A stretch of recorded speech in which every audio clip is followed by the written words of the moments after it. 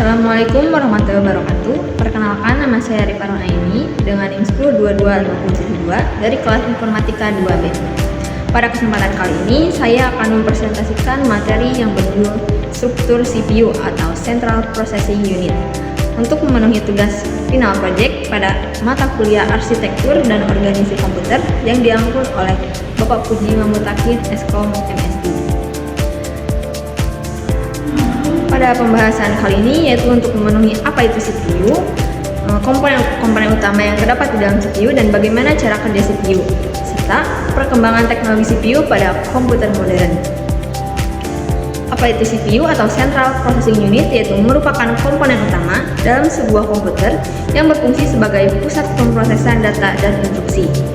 CPU juga sering disebut sebagai otaknya komputer karena hampir seluruh aktivitas komputer dikendalikan dan diproses oleh CPU.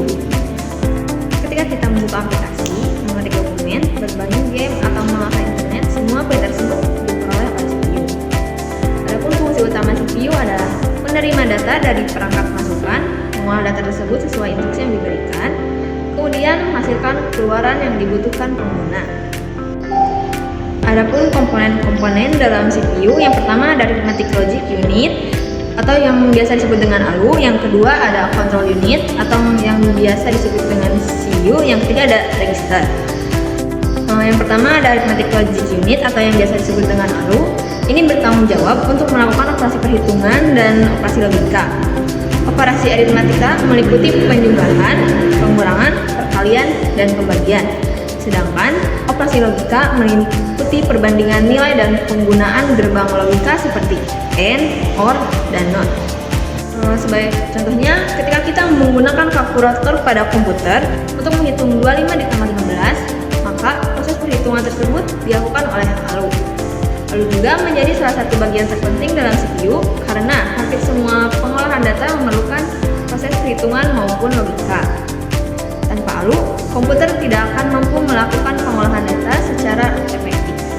Komponen berikutnya adalah Control Unit atau disingkat sebagai CPU. Control Unit berfungsi sebagai pengendali seluruh aktivitas yang terjadi di dalam komputer.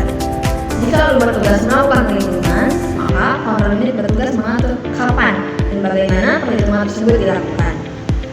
Control Unit juga akan mengambil instruksi dari memori, menerjemahkan instruksi tersebut, kemudian mengirimkan sinyal ke komponen sesuai agar instruksi dapat dijalankan. Sebagai contohnya, ketika kita membuka aplikasi Microsoft Word, Control Unit akan mengatur proses pengambilan data dari memori, mengarahkan CPU untuk menjalankan program, dan memastikan seluruh komponen bekerja secara terkoordinasi. Karena fungsinya sebagai pengatur, Control Unit sering dianalogikan sebagai seseorang konduktor dalam sebuah orkestra yang mengarahkan semua pemain musik agar menghasilkan pertunjukan yang harmonis. Ada komponen berikutnya yaitu register, yang dimana register merupakan tempat penyimpanan data sementara yang berada langsung di dalam CPU. Karena lokasinya sangat dekat dengan prosesor, register memiliki kecepatan akses yang jauh lebih cepat dibandingkan RAM. Register juga digunakan untuk menyimpan data yang sedang diproses, instruksi yang sedang dijalankan, maupun hasil sementara dari suatu operasi.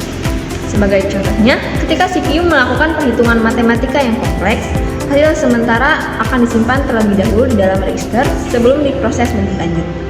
Dengan adanya register, CPU dapat bekerja lebih cepat dan efisien karena tidak perlu terus-menerus mengambil data dari memori utama. Setelah memahami komponen-komponen CPU, sekarang kita akan membahas bagaimana CPU bekerja. Secara umum, CPU bekerja melalui 4 tahapan utama yang dikenal sebagai siklus instruksi. Tahap yang pertama adalah fetch. Pada tahap ini, CPU mengambil instruksi dari memori utama atau RAM.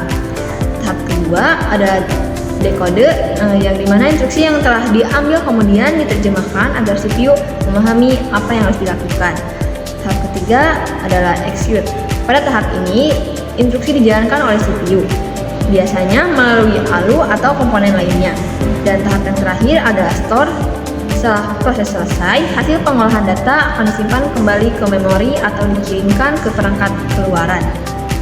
Sebagai contohnya, saat kita mengetik huruf pada keyboard, CPU akan mengambil instruksi dari program dan menerjemahkannya, memproses data yang diterima, kemudian menampilkan hasilnya pada layar monitor. Di keempat tahapan ini berlangsung sangat cepat, bahkan bahkan dapat terjadi miliaran kali dalam satu detik pada prosesor modern. Dan pada slide terakhir yaitu diagram blok dan perkembangan CPU. Pada diagram blok CPU terdapat 3 komponen utama yang telah kita bahas sebelumnya, yaitu control unit, ALU, dan register. Control unit bertugas mengendalikan jalannya instruksi, ALU bertugas melakukan operasi aritmatika dan logika, sedangkan register berfungsi menyimpan data sementara yang sedang diproses. Ketiga komponen tersebut bekerja sama untuk menjalankan seluruh aktivitas komputer. Seiring perkembangan teknologi, CPU juga mengalami banyak perubahan. Saat ini, banyak prosesor modern yang menggunakan teknologi multi-core, yaitu memiliki lebih dari satu inti pemrosesan. Teknologi ini memungkinkan komputer menjalankan banyak tugas secara bersamaan dengan lebih cepat. Selain itu juga, prosesor modern memiliki kecepatan yang lebih tinggi, konsumsi data yang lebih hemat, dan kemampuan untuk mendukung teknologi kecerdasan buatan atau artificial intelligence. Beberapa contoh prosesor yang modern banyak digunakan saat ini adalah Intel Core i5, Intel Core i7, Intel Core i9, serta AMD Ryzen series. Perkembangan ini menunjukkan bahwa CPU terus berevolusi untuk memenuhi kebutuhan komputasi yang semakin kompleks. Sebagai kesimpulannya, CPU atau Central Processing Unit merupakan pusat pemrosesan dan pengendalian seluruh aktivitas komputer. CPU terdiri dari 3 komponen utama, yaitu ALU yang bertugas melakukan perhitungan dan operasi logika. Yang kedua ada control unit yang mengendalikan jalannya instruksi, serta yang ketiga ada register yang berfungsi sebagai penyimpanan sementara berkecepatan tinggi. CPU juga bekerja melalui 4 tahapan utama, yaitu fetch, decode, execute, dan store. Dengan memahami struktur CPU, kita dapat lebih memahami bagaimana komputer bekerja dalam menjalankan berbagai tugas sehari-hari. Demikian presentasi yang dapat saya sampaikan. Terima kasih atas perhatiannya dan mohon maaf apabila ada kesalahan. Wassalamualaikum warahmatullahi wabarakatuh.